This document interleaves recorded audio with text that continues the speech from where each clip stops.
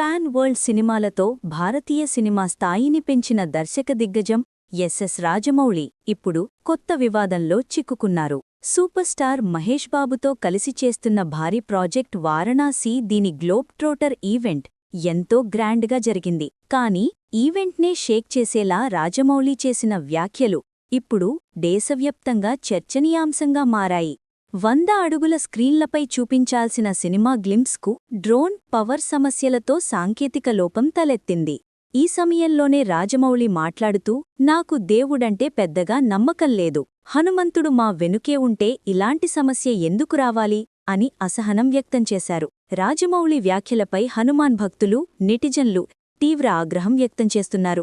Ramayanam హనుమంతుడిపై cinema తీసే వ్యక్తి దేవుణ్ణి నిందించడమేంటి అంటూ నిలదీస్తున్నారు.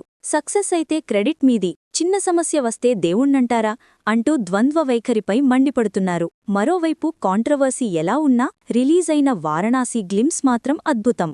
రుద్రుడు, రాముడి షేడ్స్లో మహేష్ బాబు విజువల్స్ గూస్బంప్స్ తెప్పిస్తున్నాయి. ముఖ్యంగా త్రిశూలంకో నందిపై కూర్చుని కనిపించిన ఆ చివరి షాట్ 2027లో ఈ సినిమా రిలీజ్ కానుంది. సాంకేతిక లోపానికి దేవుణ్ణి నిందించిన రాజమౌళిపై నిరసన వెల్లువెట్టుతోంది. మరి ఈ వివాదంపై రాజమౌళి స్పందిస్తారా? మీ అభిప్రాయమేంటో కామెంట్ చేయండి.